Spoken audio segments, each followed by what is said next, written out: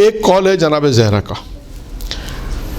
وہ قول یہ ہے جناب زہرا کے کہ جب دسترخوان پر بیٹھو تو 12 چیزوں کا دھیان رکھو، یوں کہہ لیجئے 12 چیزیں ضروری ہیں، 12 چیزیں ضروری ہیں، جن میں سے 4 واجب ہیں، 4 مستحب ہیں اور 4 ادب میں شمار ہوتی ہیں۔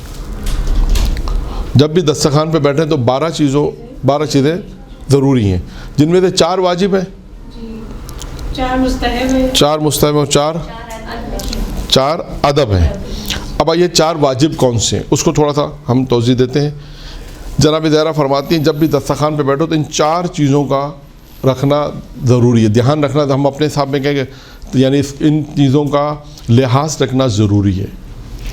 ضروری بمعنی اردو ہے کہ انسان یہ واجب فقہی نہیں ہے، کوئی کا مولانا واجب فقہی واجب فقہی نہیں ہے، یہ واجب کہتے ہیں عقلی ہے، ہم کہتے ہیں واجب عقلی، یعنی واجب ہے سمجھانے کے لیے کہ اب جب آپ دسترخوان پہ بیٹھیں سب سے پہلے کیا انہوں نے کہا بسم اللہ پڑھنا واجب ہے، بسم اللہ پڑھنا ویسے مستحب ہے لیکن یہاں پہ انہوں نے لکھا ہے کہ واجب بمعنی میں نے عرض کیا کہ بمعنی واجب فقہی نہیں ہے، ٹھیک ہے نا۔ اب پہلی چیز ہے بسم اللہ۔ اب 3 چیزیں دیکھیں کون سی ہے، ان 3 چیزوں کو بیان کرنے کے بعد پھر اس کا ایک نتیجہ بھی مجھے بیان کرنا ہے، پھر آگے باقی چیزوں پہ پھر بعد میں بیان کریں گے۔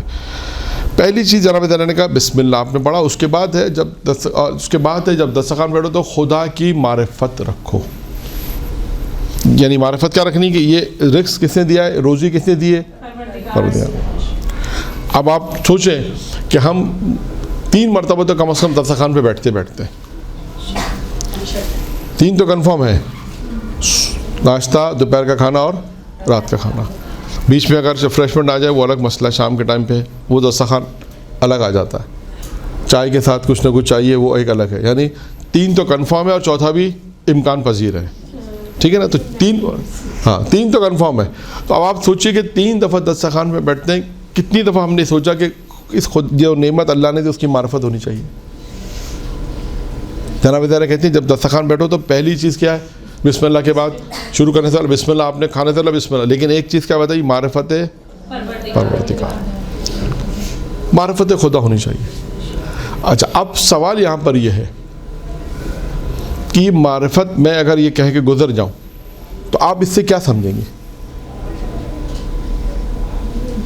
مطلب ہم جب رزق کھا رہے ہیں تو ہم اس پروردگار کو تو جانیں گے دیا کس نے ہے، اس کا شکر وہ اگلا کا ہے، شکر الگ آ رہا ہے، شکر کی بحث الگ ہے، یعنی معرفت پروردگار رکھنی پہلی چیز۔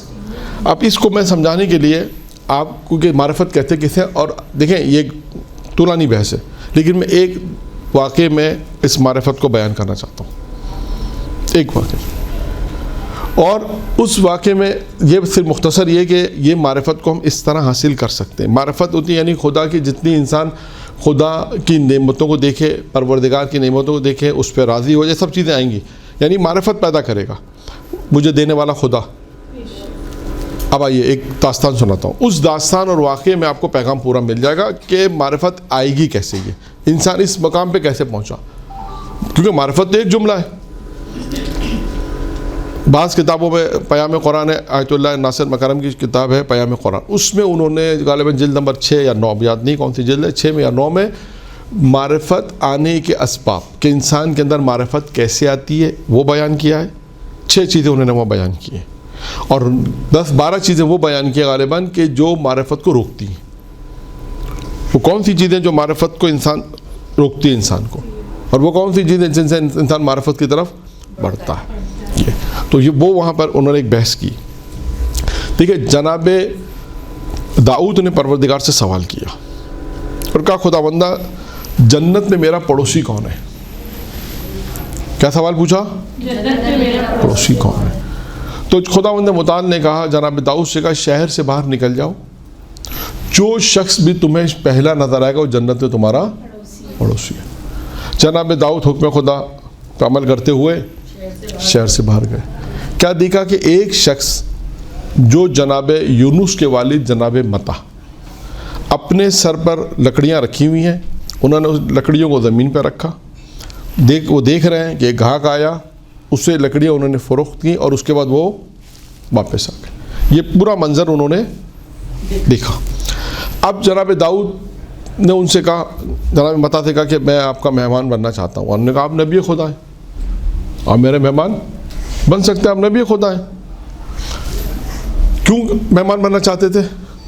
یہ دیکھنا چاہتے تھے ان کا کون سا عمل ہے کہ جس کی بنا پر یہ جنت میں میرے پڑوسی ہیں. اب آپ کو دو چیزوں پہ غور کرنا ہے کہ انبیاء کا جنت میں اگر انسان پڑوسی بننا چاہے تو کیا عمل کرے.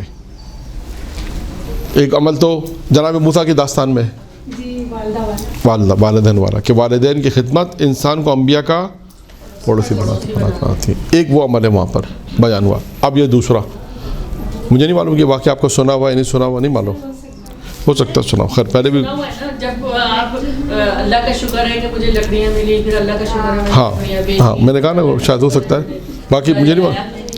اب سب کا تو سنا ہوا نہیں ہے. جلدی سنا. اچھا جلدی تو خیر جی اچھا ٹھیک ہے ہاں. اب جناب داؤد انہوں نے ان سے کہا کہ میں آپ کا نبی، آپ کا مہمان بننا چاہتا ہوں. اس لیے دیکھنا چاہتے ہیں ان کا کون سا عمل ہے جو انہیں میرا پڑوسی بنا رہا ہے. انہوں نے کہا آپ نبی خود ہیں، آپ آ جائیں. اب وہ آئے، آنے کے بعد جب گھر آئے جو انہیں رقم ملی تھی اس رقم سے انہوں نے گندم خریدا، اور گندم خریدنے کے بعد آئے اور گھر میں گندم دیا اور اسے روٹی بن کر سامنے آ گئے.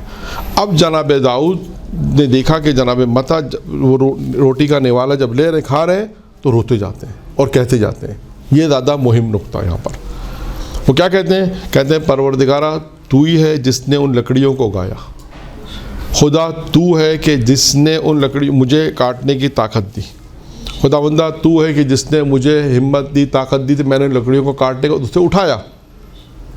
خدا بندہ تو ہے کہ تو نے جو گاہک بھیجا جسے میں نے یہ لکڑیاں فروخت کی.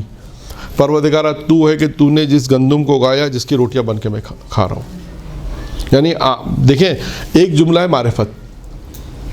اگر جناب زہرا نے کیا کہا؟ جب دسترخوان میں بیٹھو خدا کی معرفت حاصل کرو.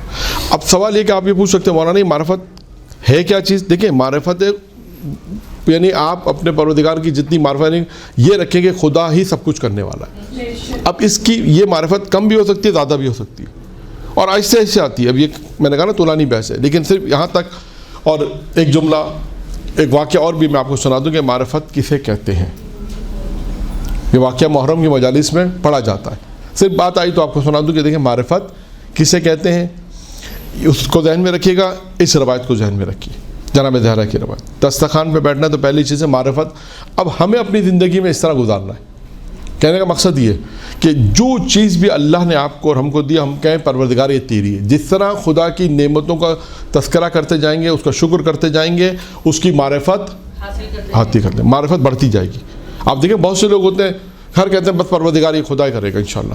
لوگ کہتے ہیں بس آپ تو ہر وقت خدا خدا، یہ اس کی معرفت بڑھ جاتی ہے کیونکہ اس کو معلوم ہے خدا کرنے والا ہے. ٹھیک ہے بعض لوگ ہوتے ہیں جن کی معرفت کم ہوتی ہے. آج کتنے ایسے لوگ ہیں جو خدا پہ شاید کم بھروسہ کرتے ہیں، اپنے مال پہ زیادہ بھروسہ کرتے ہیں، اپنی نوکری پہ زیادہ بھروسہ کرتے ہیں، خدا پہ کم بھروسہ کرتے ہیں، اپنے کاروبار پہ زیادہ بھروسہ کرتے ہیں، خدا پہ شاید کم کرتے ہیں. ملیں گے بہت سے افراد، ان کی باتوں سے پتہ چلتا ہے. خیر معرفت کسے کہتے ہیں؟ میں نے کہا محرم کی مجالس میں یہ واقعہ پڑھا جاتا ہے تاکہ بات معرفت کی آئی ہے تو بات واضح ہو جائے. یہ واقعہ بھی کتابوں میں لکھا ہے، قوم کا واقعہ ہے، بہت قدیم پرانا، تقریباً شاید 100 سال پرانا واقعہ ہوگا کہ ایک خاتون تھیں، وہ حرم معصومہ قم میں آئیں. اور آنے کے بعد انہوں نے کسی سے مجلس پڑھوانی تھی تو سوچا کہ کوئی مولانا صاحب مل جائیں جس سے میں وعدہ لے لوں. دیکھا ایک مولانا صاحب بیٹھے ہوئے ہیں وہاں پر، بیٹھے ہوئے. ان سے کہا کہ حضور آپ کو فلاں مقام پہ مجلس پڑھنی ہے، آپ پڑھ دیں گے؟ انہوں نے کہا پڑھ دیں گے. خاتون نے ان سے وعدہ لے لیا، انہوں نے پتہ پوچھ لیا سارا مکمل. اب وہ دن آیا تو مولانا صاحب وہاں پر پہنچے. پرانا قوم ہے، چھوٹا سا قوم ہے، کوئی اتنا خاص.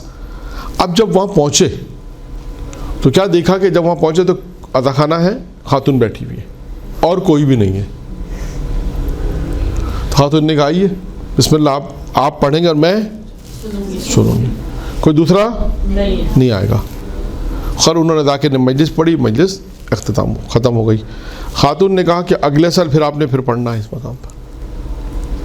ڈیٹ نوٹ کر لیں، ٹائم نوٹ کر لیں، اگلے سال پھر آپ نے اسی مقام پر پڑھنا. انہوں نے کہا ٹھیک ہے، وعدہ لے لیا.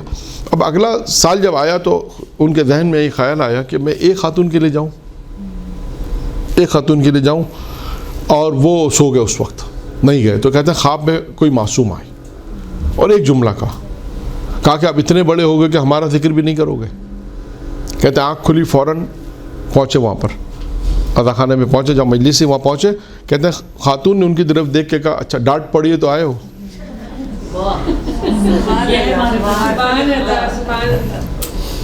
یہ ہے معرفت.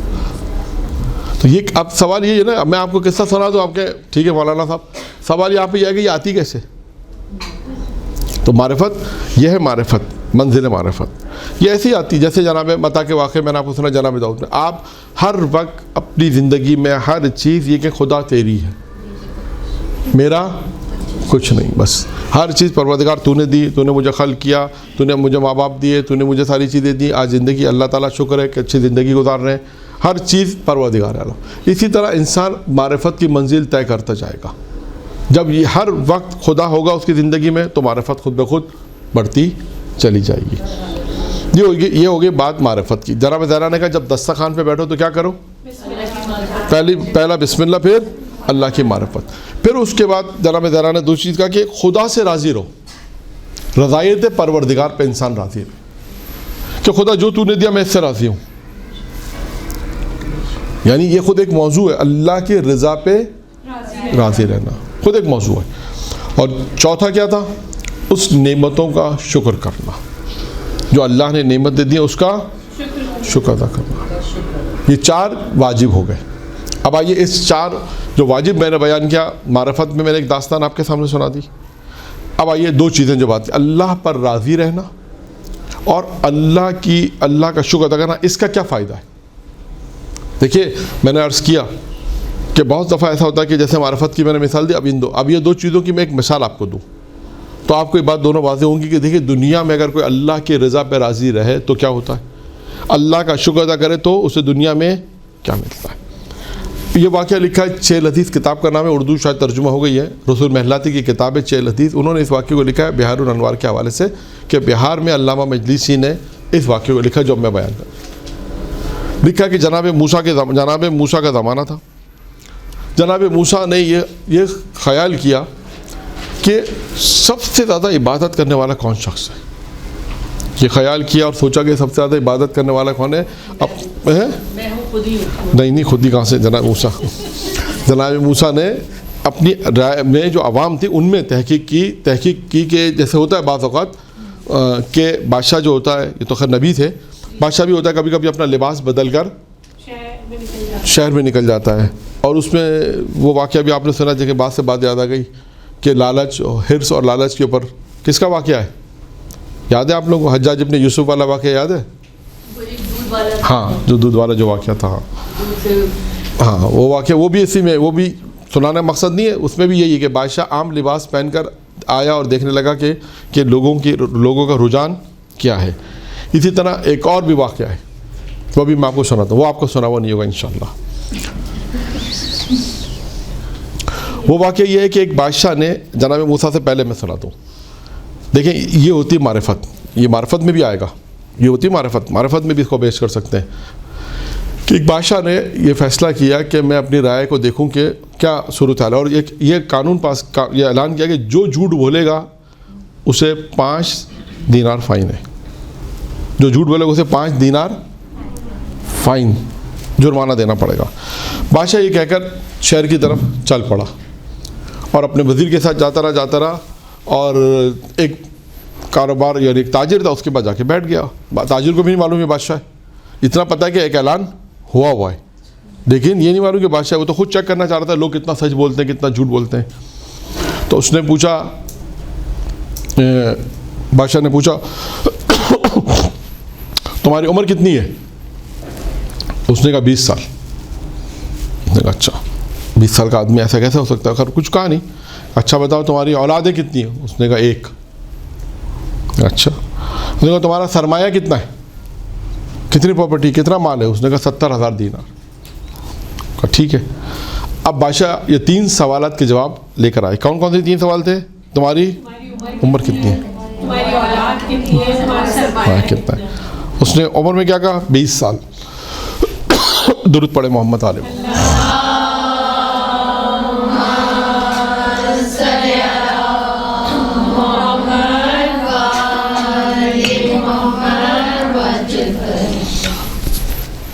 3 बातें उसने बादशाह से बयान की. बादशाह आया, वज़ीर को लेकर आया और ख़जानची के पास आके बैठा और कहा कि अब इसका हिसाब किताब निकालो.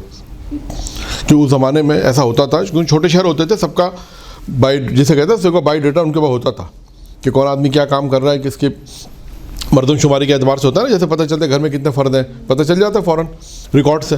क्या इसका रिकॉर्ड निकालो. अब इसका रिकॉर्ड निकाला तो रिकॉर्ड में देखा उसकी उम्र तो 70 साल थी. देखा 20 साल क्या एक झूठ बोला. का दूसरी औलाद इसकी तो 4 औलादें लिखी हैं, तो एक है, ये झूठ बोला. तीसरा सरमाया का ये तो पैसे वाला है, लाखों दीनार है इसके पास, तो पैसे वाला सरमाया सेठ है, मसन पैसे वाला है. इसने कहा मेरे पास 70 दीनार है. का इसने 3 झूठ बोले और बादशाह ने उसको हाजिर किया. कहा भाई अब जवाब दो, हम तुम्हारे पास आए थे भेस बदल कर, तुम्हें तो पता नहीं था.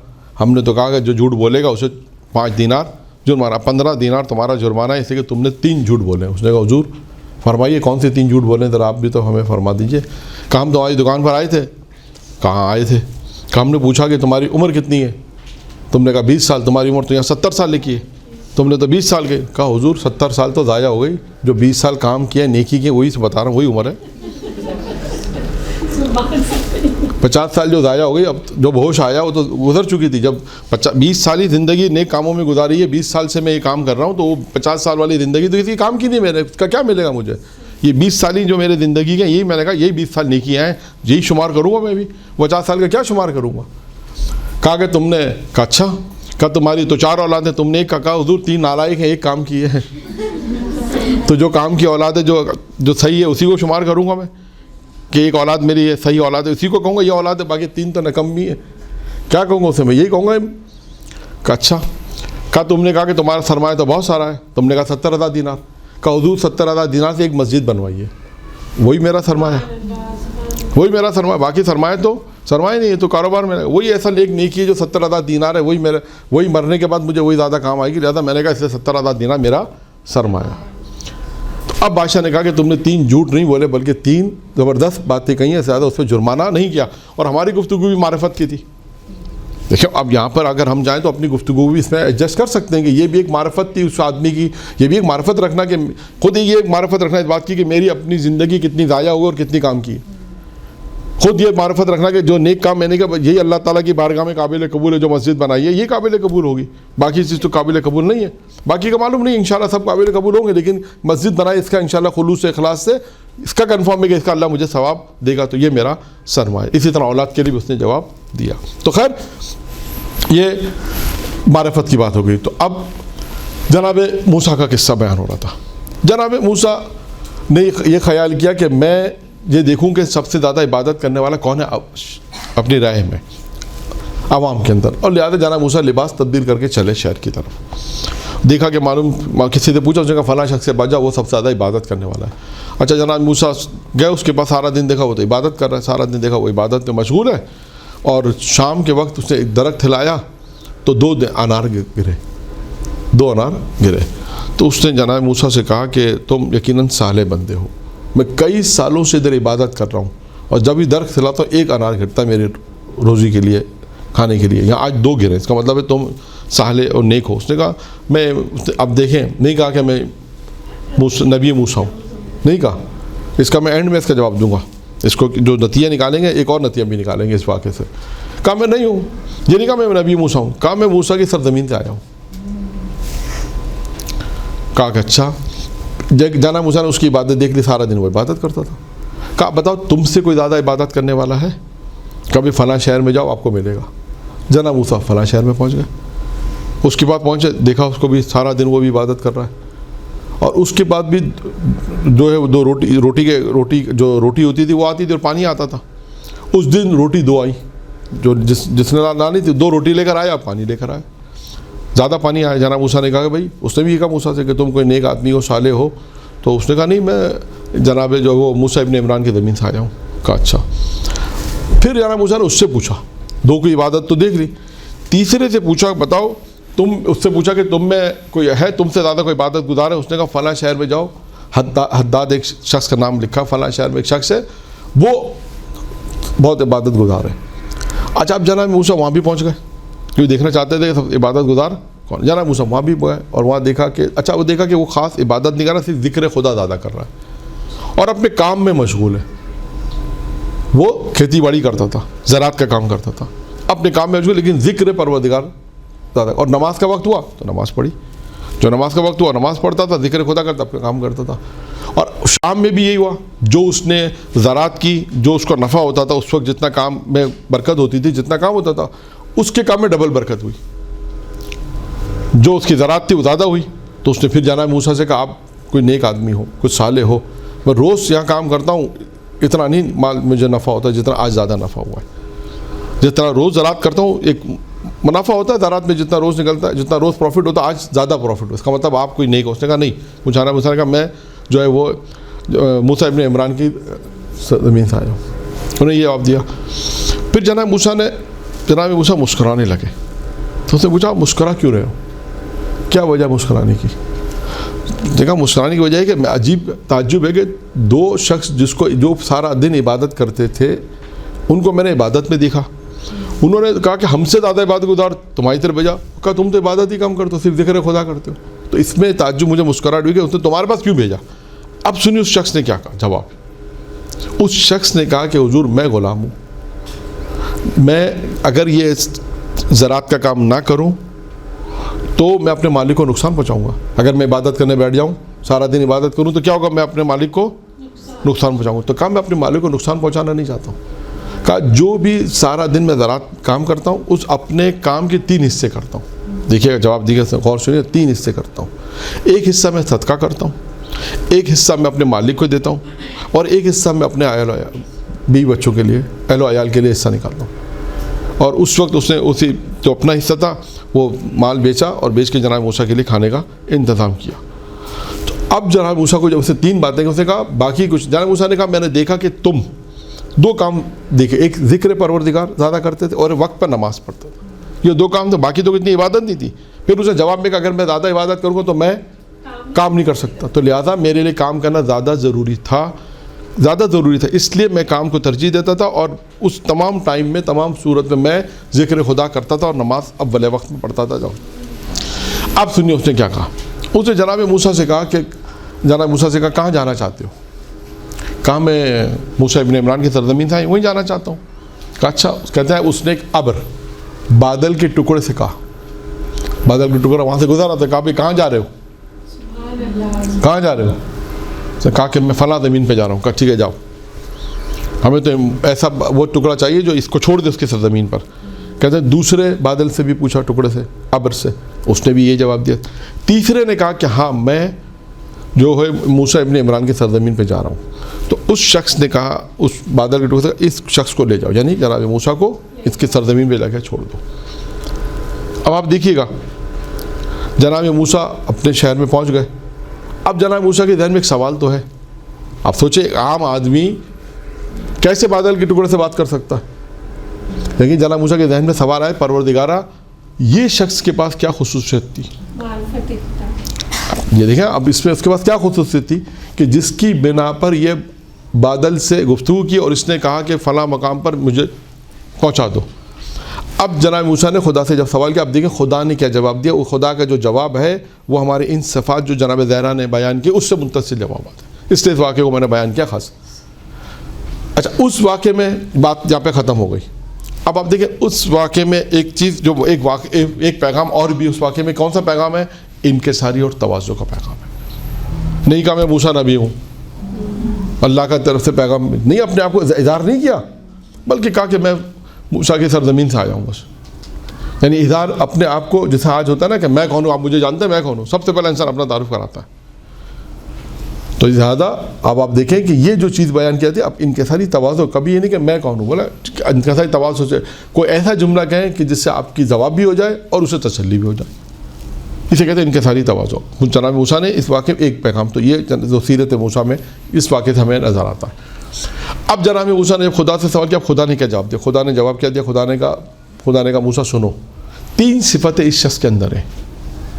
3 صفتیں اس شخص کے اندر ہیں. پہلی یہ کہ جب ہماری طرف سے اس پہ مصیبت آتی ہے, جب بلا آتی ہے تو اس پہ صبر کرتا ہے, ایک صفت.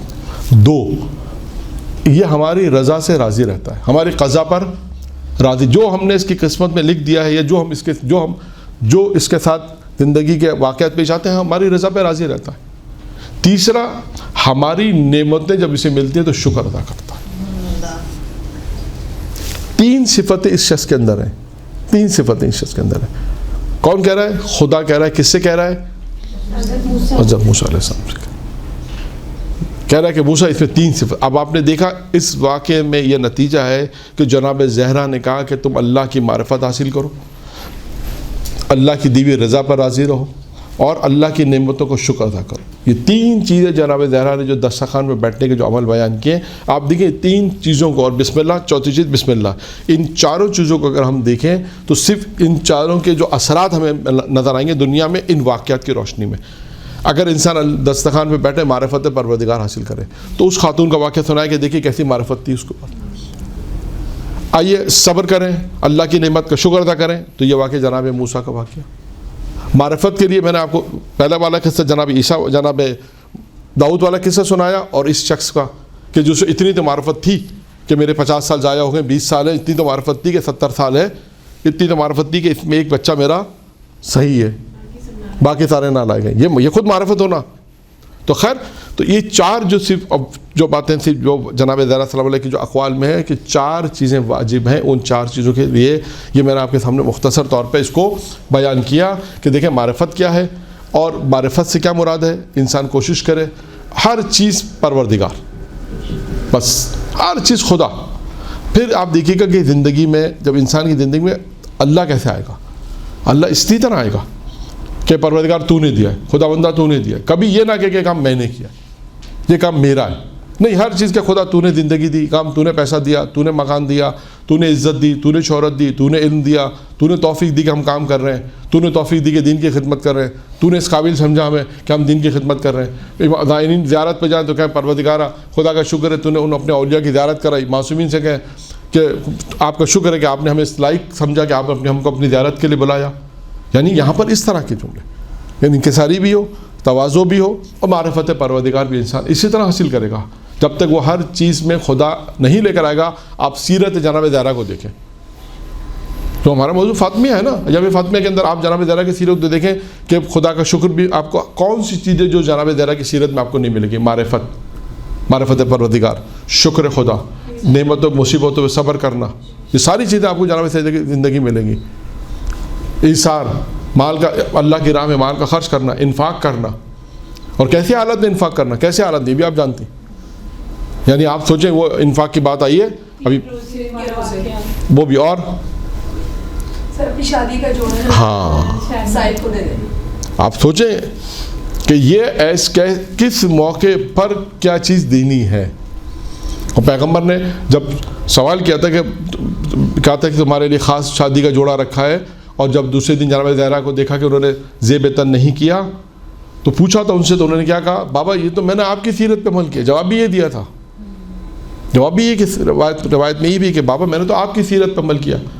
کا ایک سائل آیا تھا, اس نے مجھ سے سوال کیا, اس پر کچھ نہیں تھا تو میں نے اپنا لباس رائے خدا میں دے دیا, اور اس کے بعد آپ کے پاس بھی تو ایک سائل آیا تھا, اور آپ کے بعد بھی جب لباس نہیں تھا اس نے سوال کیا تو آپ نے بھی تو اپنا پہران اتار کر اسے دیا تھا. تو میں نے تو آپ کی سیرت پہ عمل کیا. یعنی اگر آپ دیکھیں جناب زہرا کی زندگی کو تو اب پریکٹیکلی طور پہ اس کو اپنانے میں نہیں کہتا ہوں کہ آسان ہے, لیکن انسان اپنی زندگی میں کوشش کرے.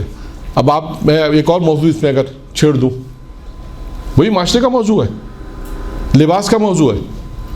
آج آپ دیکھیں ہمارے ہاں جو لباس سلایا جاتا ہے جو زندگی میں ایک ہی دفعہ پہنا جاتا ہے, شادی کا جوڑا ایک ہی دفعہ پہنا جاتا ہے, شاید بعض دفعہ, اور کتنا قیمتی ہوتا ہے,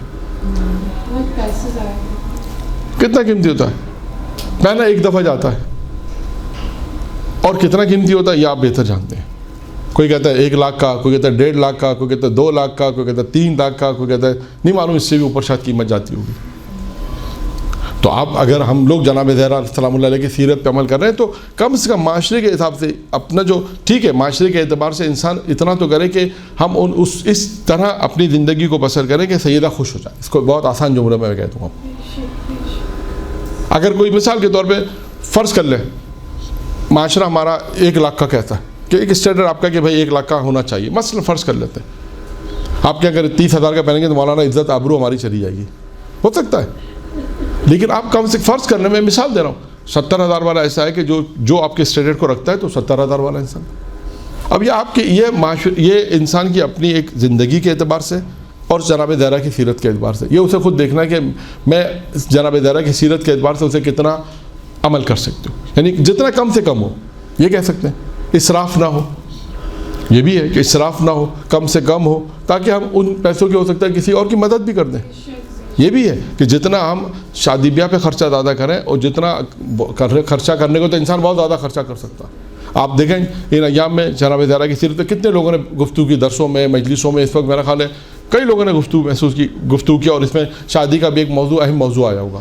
اور اس موضوع میں بھی اگر آپ جہیز کی بات کریں تو وہ بھی ایک جہیز تھا جو کتابوں میں لکھا ہے، لیکن کتابوں میں لکھا ہے ماشاءاللہ، اور وہ پریکٹیکلی جناب زہرا نے کیا. لیکن ہم یہ نہیں کہتے، کوئی یہ نہیں کہے گا کہ آپ ٹھیک ہے اتنا کریں، نہیں، آپ ٹھیک ہے ایک معاشرہ ہے، زندگی ہے، لیکن اتنا تو کریں کہ اسراف نہ ہو، اتنا کریں کہ اعتدال میں ہو، تاکہ کم سے کم اگر فرض کریں ایک آدمی کا اسٹینڈرڈ 1 لاکھ بھی ہے، اگر وہ 70,000 کا بھی بنتا ہے تو اس میں کوئی حرج نہیں ہے. 30,000 جو ہے وہ اس نیت سے کہ بھئی غریب کی شادی ہو جائے، یہ غریب کا جوڑا بن جائے، یہ بھی تو نیت ہو سکتی ہے کہ غریب کا جوڑا 20-25-30,000 میں ظاہر سی بات ہے جن کے جوڑے لاکھ میں نہیں بنتے 10,000 میں بنتے ہوں گے، 15,000 میں بنتے ہوں گے، 20,000 میں بنتے ہوں گے، ان کے بھی تو بالآخر بنتے ہی ہیں. تو جناب زہرا سلام اللہ کی سیرت یہی ہے کہ جتنا ہم پڑھیں اور اس سے زیادہ یہ دعا کریں خداوند متعال سے اور توسل جناب زہرا سے کہ اس پہ ہمیں عمل کرنے کی توفیق عنایت فرمائے، تاکہ ہم اپنی پریکٹیکل زندگی میں دیکھیں کہ آیا ہم اس سیرت پہ جا رہے ہیں یا نہیں جا رہے. یہ صرف درس ہو رہا ہے، مولانا نے درس دے دیا، ہم نے درس سن لیا، درس لکھ لیا، اس کے بعد گھر جا کے کتاب بند رکھ دیا الماری پہ، بس ٹھیک ہے، اللہ خیر صلی اللہ. یہ یا نہیں، اس کو لکھنے کے بعد، سننے کے بعد پریکٹیکلی لائف میں اس پہ اپلائی کرنا، کتنا اس پہ اپلائی کیا جا سکتا ہے. خیر جلدی میں مکمل کروں، باقی باتیں بھی اس روایت کو مکمل کر دیں. 4 یہ واجب عمل تھے، اس کو میں نے اس لیے تھوڑا تفصیل سے بیان کیا کہ اس میں گفتگو تھوڑی وسعت تھی. معرفت تھی، اللہ کے رضا پہ راضی رہنا، اللہ کی نعمتوں کا شکر ادا کرنا. معرفت کے واقعات اس لیے بیان کیا کہ معرفت آپ کو اب شاید میرا خیال ہے کچھ پہلے سے بہتر سمجھ میں آ جائے گی کہ معرفت کسے کہتے ہیں اور معرفت کس طرح آتی ہے. بہت سے واقعات، معرفت کے بہت سے واقعات ہیں، میں نے صرف 2 واقعات بیان کیے تاکہ آپ کو معرفت جو کہ مولانا اگر مجلس میں پڑھے معرفت تو آپ کا ذہن فوراً کلک کرے کہ یہ معرفت کیا ہے، اور اس میں کم سے کم اس طرح آئے گی کہ ہر چیز میں آپ اللہ کو لے کر آ جائیں. اس کے بعد دنیا کے اندر اگر ہم اللہ کی نعمتوں کا شکر کرتے ہیں، اللہ کی دی ہوئی نعمت پہ راضی رہتے ہیں اور اللہ کی طرف سے آنے والی مصیبتوں پہ اگر ہم صبر کرتے ہیں تو اللہ اس دنیا میں ہمیں کس مقام پر پہنچا دیتا ہے. دیکھیے یہ کمال ہے، یہ اس کو آپ کمال، اگر ہم ایک موضوع رکھیں کمال کی منزل کا بھی ہم موضوع رکھیں کہ کمال کیسے حاصل ہوتا ہے، تو ہم کہہ سکتے ہیں کہ انسان دنیا میں عمل انجام دے گا تو کمال کی منزل تک پہنچے گا. اگر اس سے آپ کمال سمجھتی ہیں کہ ہاں یہ بھی ایک کمال ہے کہ انسان ابر سے بادل کے ٹکڑے سے گفتگو کرے، تو جب یہ بادل کے ٹکڑے سے گفتگو کرنا ہے کمال ہے، تو پھر یہ کمال کیسے حاصل ہوتا ہے، یہ ایک سوال آئے گا. کمال کیسے حاصل ہوگا؟ اللہ کی نعمتوں کا شکر کرنا. باقی چیزیں بیان ہو گئی. آج یہ مستحبات 4 عمل مستحب ہے. جناب زہرا ارشاد فرماتے ہیں اس میں پہلا عمل ہے کھانے سے پہلے وضو. کھانے سے پہلے وضو ہے، اور اس کے بعد کھانا بیٹھ کر کھانا چاہیے. کھانا بیٹھ کر کھائیں.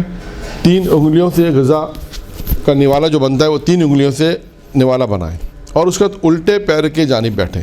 یعنی جب انسان بیٹھتا ہے تو الٹے پیر کی جانب بیٹھے. یہ 4 عمل ہیں جو مستحب ہیں.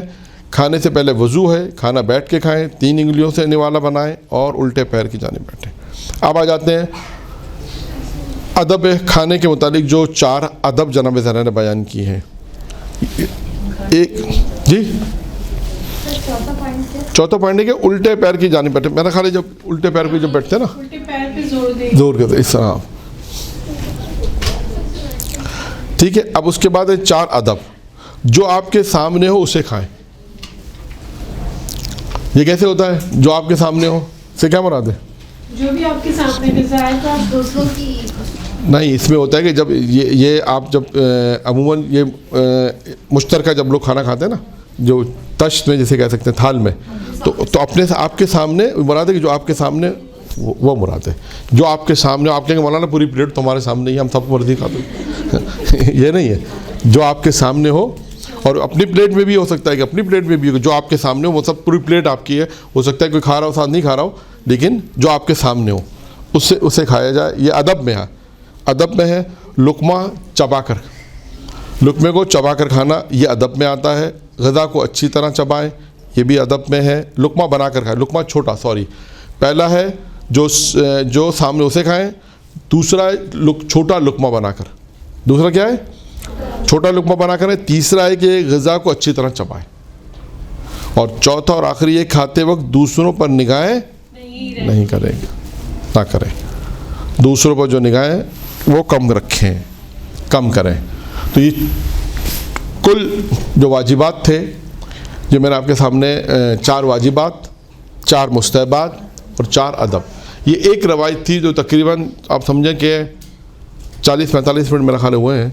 तो 40-45 मिनट में एक रवायत जनाब ज़हरा सलामुल्लाह अलैहा की हमने आपके सामने बयान की, कि जिसमें खाने के वाजिब आदाब, मुस्तहबात और अदब हमने बयान किया। बाकी इंशाअल्लाह जो है वो दूसरी गुफ्तगू करेंगे इंशाअल्लाह ताला, वो बात के जलसे में।